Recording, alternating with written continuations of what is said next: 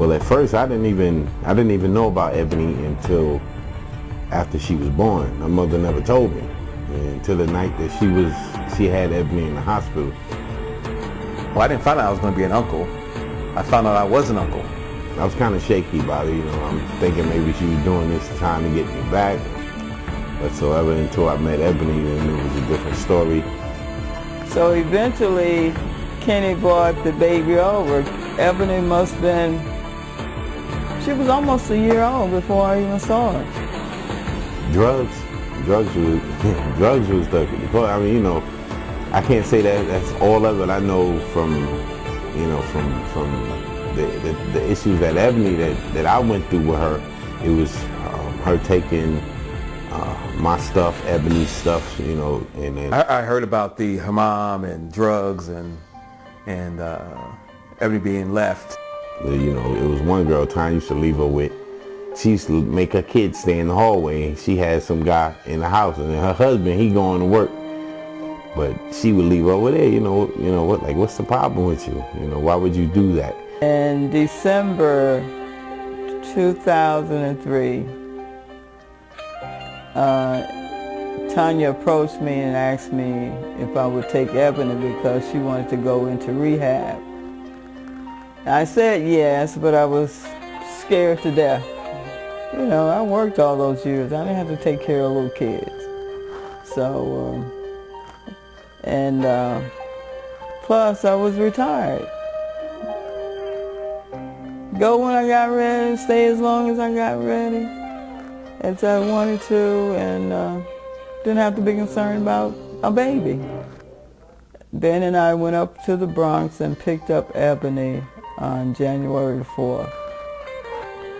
Well, certainly it was a moment. And then I just stayed with them for a year, and then out of nowhere, my mom comes back a year later on Christmas Day to take me back. I guess Kenny struggles with kind of being a part of her life with the mom and that going back and forth. I was kind of angry at her because I was so happy to be in a steady home, and then with the Christmas and everything, I had my family, my dad, my aunts, my uncles, my cousins, all there. And then she just comes to pick me up, and my happiness just goes away. Her mother took everything. Because I mean, I can be a father, and I don't have to be with the mother, you know, especially if I feel that the mother is kind of like a knucklehead. You know what I mean? And she's been in rehabs ever since I known her. I think the bad thing about her mother took her and kept her in a shelter for so long. And I think that affected her, you know, especially when it comes to eating. Have you stopped eating so fast? I'm not eating fast. Ebony, yes, you are eating too fast. No, I'm not.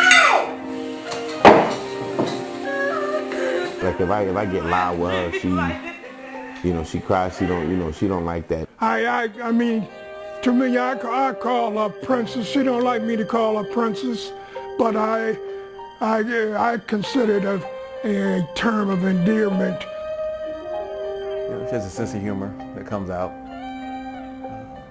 which I imagine contributes to people liking her and feeling comfortable with her. They confirmed the picture with the big haired white man.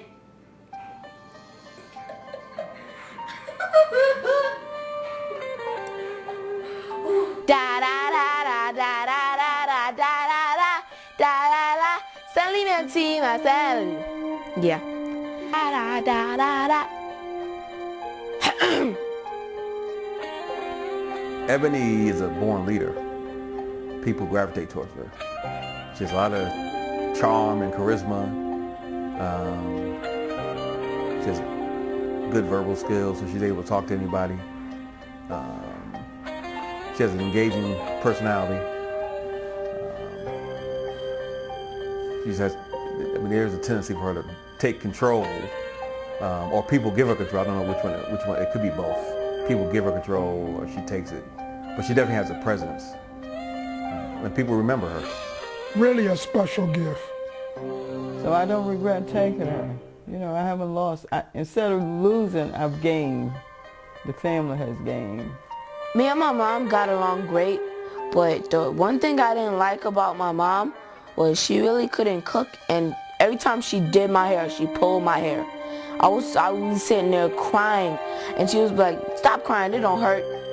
The one thing I really miss about my mom is what she calls me. She calls me Stank a butt, and I'm just, I really don't like that name, but when she calls me that name, I know that she loves me.